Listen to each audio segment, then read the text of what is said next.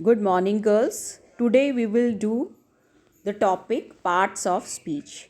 So, what is parts of speech or what are parts of speech?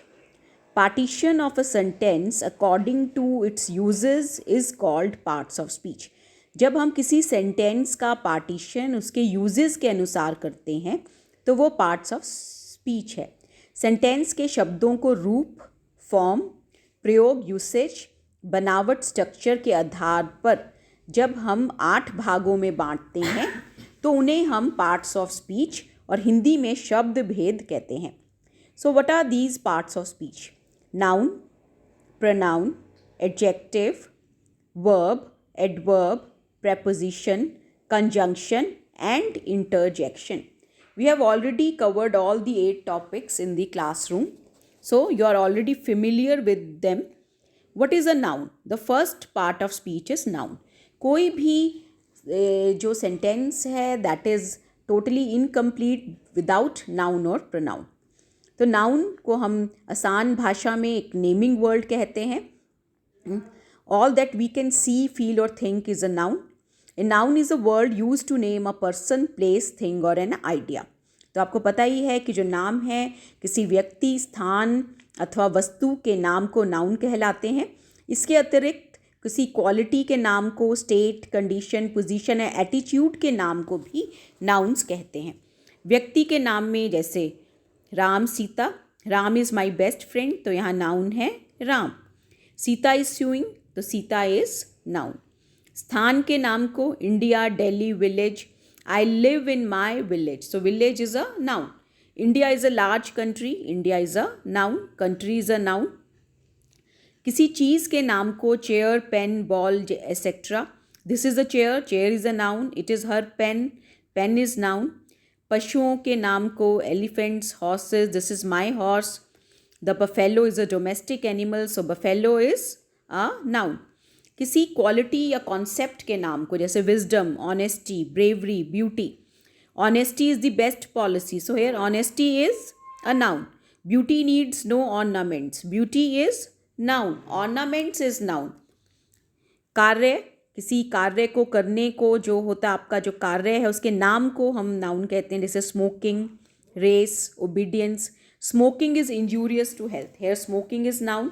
Jogging is a good exercise, jogging is noun. अवस्था, किसी condition या state को के नाम को हम नाउन कहते हैं. जैसे childhood, poverty, health. A government tries to eradicate poverty. So here poverty is noun. Government is also noun. Rest relaxes body. Rest is noun. Body is also noun. But state और जो अवस्था है उस category में हमारा poverty और rest आएगा. So now girls, you are clear with the concept of noun. The other one is a pronoun. That is a very easy. A word that is used in place of a noun is called a pronoun.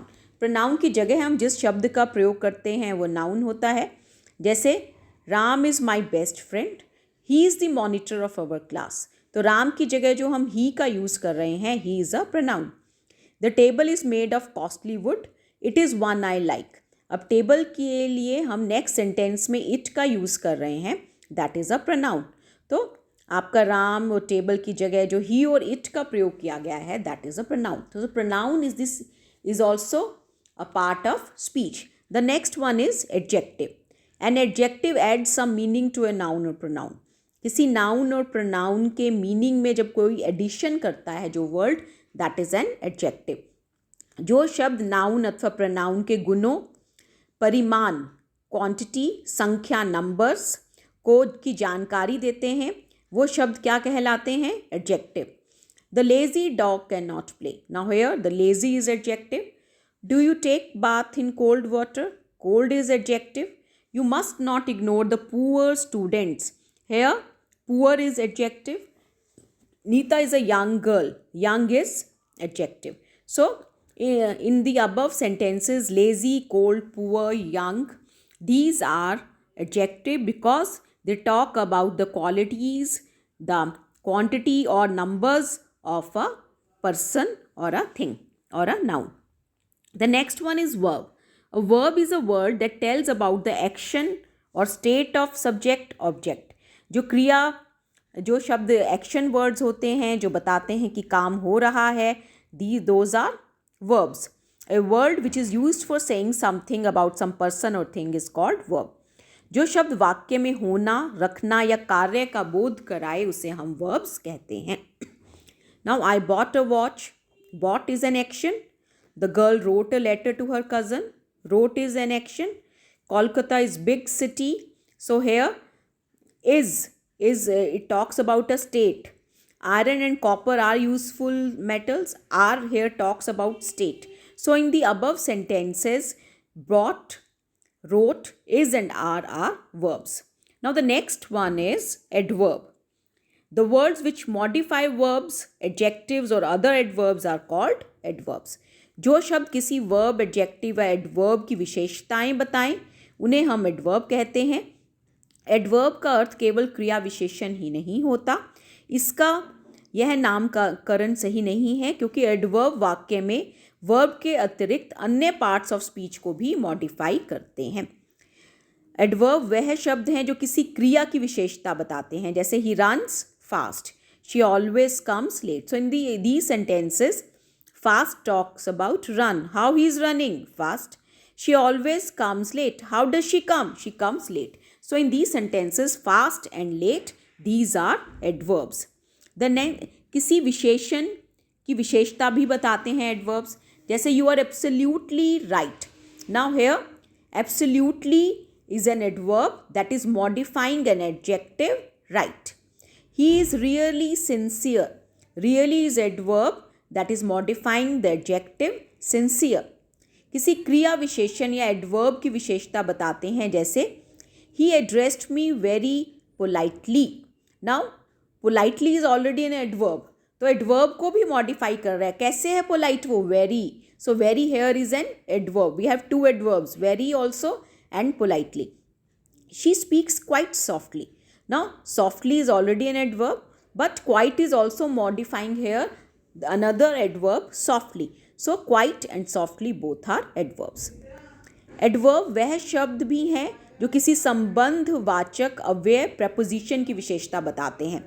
तो जो adverbs हैं वो preposition की विशेषता ही बताते हैं, जैसे the bird flew exactly over his head. Now here the preposition is over. तो over के बारे में क्या पता लग रहा है? Over, exactly over. तो exactly here is a adverb which is modifying the preposition over.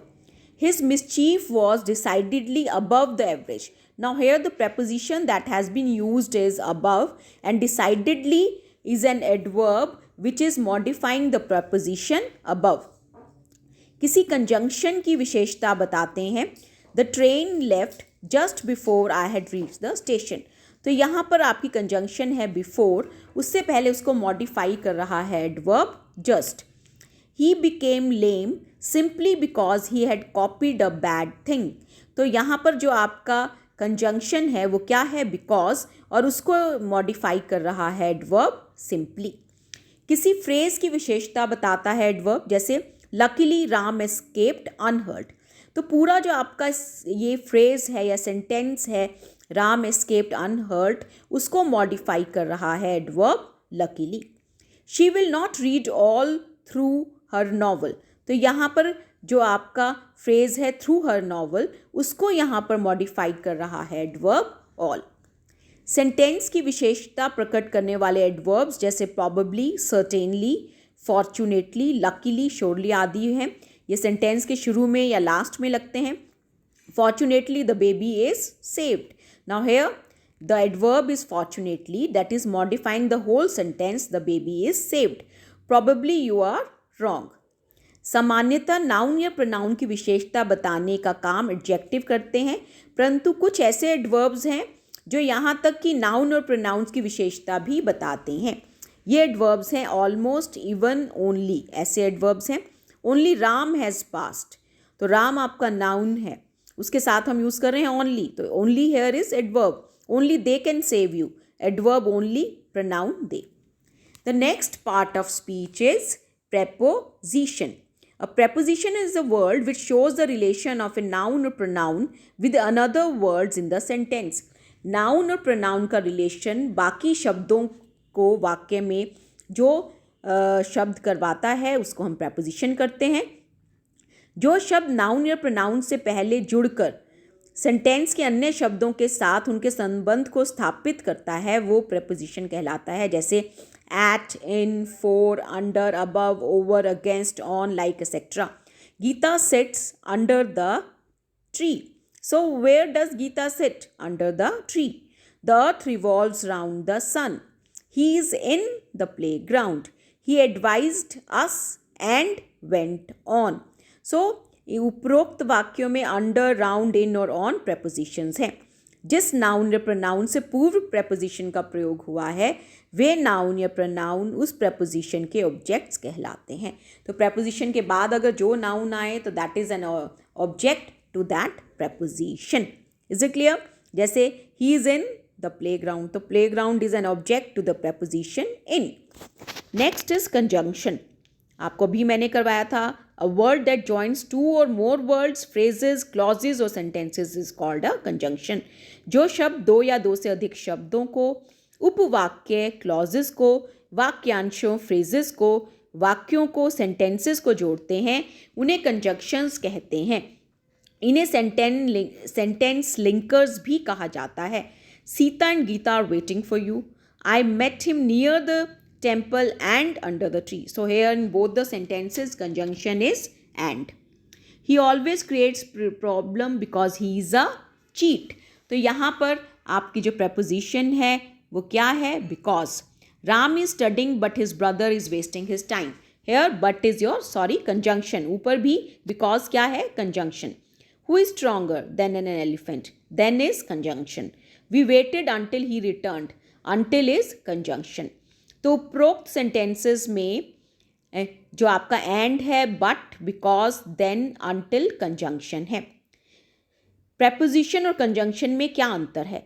preposition के साथ phrase लगा होता है जैसे the sun rises in the east। इस वाक्य में in the east एक phrase है और in एक preposition है। कंजंक्शन के साथ क्लॉज लगा होता है जैसे I have helped you because you are honest. इस वाक्य में बिकॉज यू आर ऑनेस्ट एक क्लॉज है, बिकॉज एक कंजंक्शन है। The next and the last part of speech is interjection. Interjection is a word that helps us to throw our sudden feelings out that we have inside our heart in our sentiments. तो जो interjection है कैसे बना है? Inter plus जेक्टस। Inter का अर्थ है मध्य, जेक्टस का अर्थ है फेंका हुआ, अर्थात समथिंग थ्रोन इन बिटवीन, जिसको बीच में फेंका गया है, डाला गया है। इस प्रकार इंटरजेक्शन वह शब्द है जो वाक्य में डाल दिया गया है और जो वाक्य का आवश्यक अंग ना हो। जो शब्द खुशी या गम, डर या हैरानगी जैसे अचानक हृदय से निकलने वाले उद्गारों को, सडन फीलिंग्स को प्रकट करे उनको हम इंटरजेक्शंस कहते हैं। ऐसे शब्दों के बाद साइन ऑफ एक्सक्लेमेशन, जिसको आप हिंदी में विस्मय आदि बोधक कहते हो, उसका चिन्ह लगाया जाता है। ये शब्द सेंटेंस में अन्य शब्दों के साथ किसी प्रकार का संपर्क नहीं रखते। इनका वाक्य के ग्रामेटिकल स्ट्रक्चर से कोई संबंध नहीं होता। ये तो सिर्फ मस्तिष्क में अचानक उठी तीव्र भावना को प्रकट करते हैं। इन्हें कभी कभी फील्ड पॉज भी कहा जाता है जैसे hurrah, we have won the match. So here hurrah is interjection. Ah, you have betrayed me. Ah is a interjection. अगर हम हुर्रा और आह निकाल भी दें तब भी सेंटेंस का मतलब क्लियर है। उपरोक्त सेंटेंसेस में हुर्रा व आह इंटरजेक्शंस हैं। यह कोई आवश्यक नहीं कि केवल अकेला शब्द ही इंटरजेक्शन के रूप में प्रयोग हो सकता है। निम्नलिखित पार्ट्स ऑफ स्पीच का समूह भी इंटरजेक्शन की तरह प्रयोग किया जा सकता है। यू कॉल हर इनोसेंट, फिर उसके बाद हमने एक्सक्लेमेशन लगा दिया। पूरा sentence is working as an interjection. What a shameful act it is. उसके बाद हम एक्सक्लेमेशन मार्क लगाएंगे and the whole sentence is acting as an interjection because it is expressing the sudden feelings of your heart. नीचे जो exercises दी गई हैं, write in bracket the names of part of speech which are italicised, वो आपने सभी students ने करनी है।